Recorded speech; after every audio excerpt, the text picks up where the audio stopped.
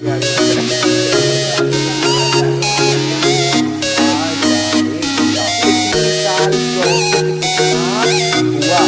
Student, स्वागत है आपका मेरे चैनल कॉमर्स गुरुजी पर। और जो हम क्लास 12 का बिजनेस स्टडी कर रहे थे, लास्ट वीडियो में हम कोऑर्डिनेशन से पहले पढ़ लिया था और आज हम कोऑर्डिनेशन आगे स्टार्ट करने वाले हैं।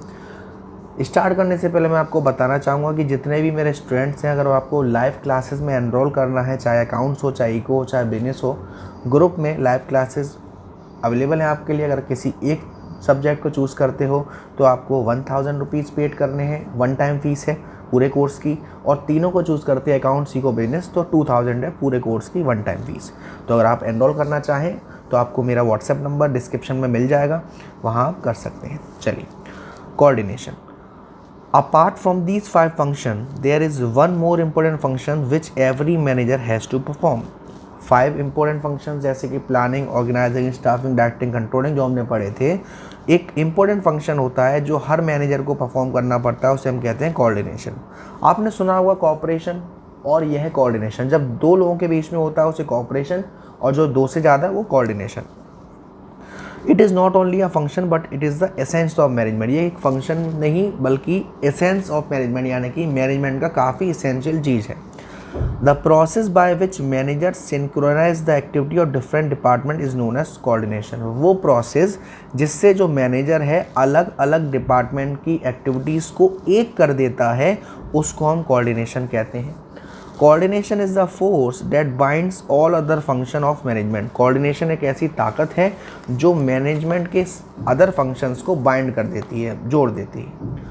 कोऑर्डिनेशन इज़ द बेस और primary function of every manager because various department of an organisation are working independently and there is need to relate and integrate their activities. Coordination एक primary function है, main function है हर manager के लिए। क्यों? क्योंकि जितने भी डिपार्टमेंट होते हैं वो चाहते हैं कि वो इंडिपेंडेंटली वर्क करें, और नीड पड़ती है वहाँ पर सभी डिपार्टमेंट के वर्क को एकजुट करने का।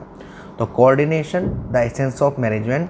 Coordination brings unity of action and integrates different activity of organisation. जो हमारा कोऑर्डिनेशन है वो क्या करता है, जो भी डिपार्टमेंट है सबकी यूनिटी ऑफ एक्शन एक करता है, एकता लाता है अलग अलग एक्टिविटी को। कैसे? सबसे पहला पॉइंट, कोऑर्डिनेशन की ज़रूरत हमें क्यों है भाई? सबसे पहला point, coordination is needed to perform all the function of management. अगर आपको प्लानिंग करना है, ऑर्गेनाइजिंग करना है, स्टाफिंग करना है, डायरेक्टिंग, कंट्रोलिंग करना है, डांस करना है, उसके लिए आपको कोऑर्डिनेशन की ज़रूरत पड़ेगी।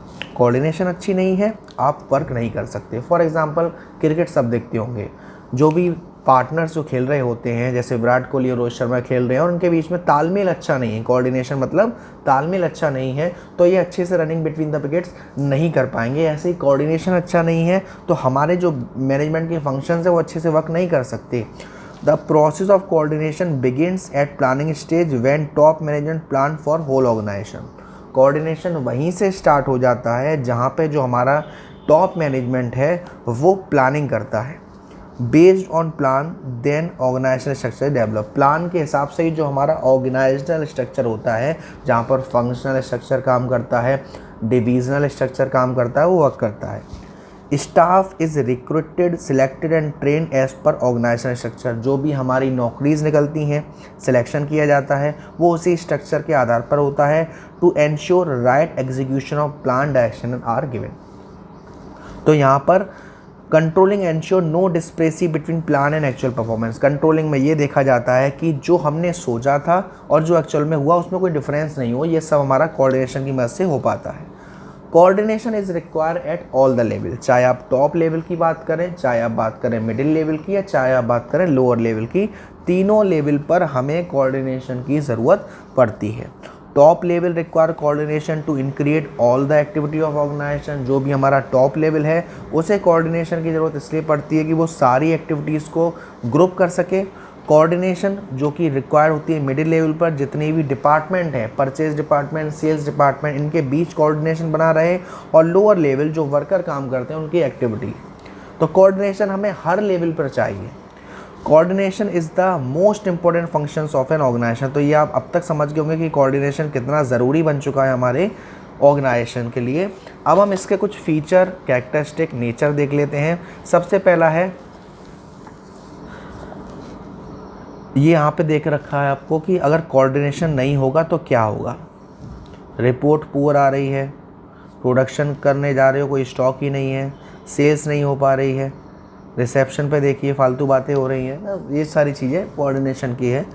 अब फीचर क्या है, सबसे पहला coordination integrate group effort. The concept of coordination always apply to group effort. ये जो कोऑर्डिनेशन का कंसेप्ट है वो हमेशा ग्रुप एफर्ट पर अप्लाई होगा। अगर कोई अकेला पर्सन काम कर रहा है तो आपको कोऑर्डिनेशन की ज़रूरत नहीं है। The need for orderliness integration arise only when more individual are working as different individual come from different background, different style working, so there need to unify their effort in common direction. Coordination की ज़रूरत जब भी पड़ती है जब काफ़ी ज़्यादा individual लोग काम कर रहे हो एक साथ, अलग अलग बैकग्राउंड के, अलग अलग थिंकिंग की, तो उनकी थिंकिंग को एक करना ही हमारा कोऑर्डिनेशन कहलाता है।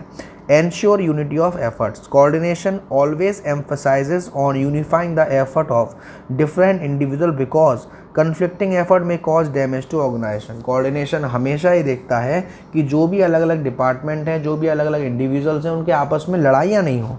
लड़ाइयाँ होंगी तो वो हमारे ऑर्गेनाइजेशन के लिए ठीक नहीं है। The main aim of every manager is to coordinate the activity and function of all individual to common goal। जो मेन एम होता है हर मैनेजर का वो ये होता है कि जितनी भी एक्टिविटी हैं सबको एक डिपार्टमेंट में कोऑर्डिनेट करवाना। भाई ये एचआर डिपार्टमेंट है, परचेज डिपार्टमेंट है, सेल्स डिपार्टमेंट है, फाइनेंस डिपार्टमेंट है। जब सभी लोग मिलकर काम करेंगे तभी तो कंपनी अच्छे से चलेगी। कंटिन्यूस प्रोसेस तो खैर आपको मालूम ही है, मैनेजमेंट के सारे फंक्शन में कंटिन्यूस प्रोसेस का इस्तेमाल कर सकते हो एज अ फीचर। कोऑर्डिनेशन एक नन एंडिंग फंक्शन है, कभी रुकता नहीं है। It is a continuous function although it's degree में वेरी।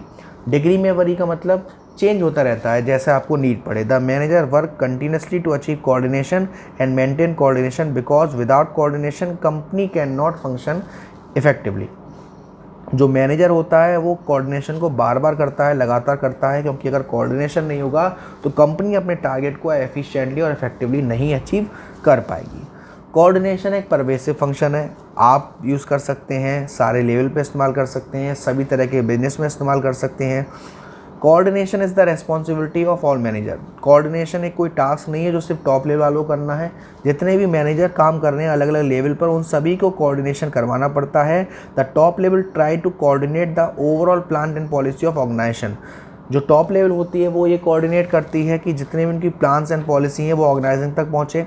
मिडिल लेवल कोऑर्डिनेट करती है कि डिपार्टमेंटल एक्टिविटी सही चलें। लोअर लेवल करती है कि जितने भी वर्कर्स की एक्टिविटी हैं वो सही चलें। Coordination is a deliberate process. Deliberate process का मतलब होता है कि every manager tries to coordinate the activity of organization to avoid confusion and chaos. जो भी मैनेजर होता है, हर मैनेजर एक कोशिश करता है कि ज़्यादा कन्फ्यूज़न क्रिएट ना हो, ज़्यादा प्रॉब्लम क्रिएट ना हो, इसलिए वो कोऑर्डिनेशन अपनाता है। क्योंकि बिना कोऑर्डिनेशन के जो इंडिविजुअल के एफर्ट हैं वो एक डायरेक्शन में नहीं लग पाएंगे जब वो परफॉर्म करेंगे, और वो एक डेलिब्रेट फंक्शन हो जाएगा। अब आती है इसकी कुछ इम्पोर्टेंस।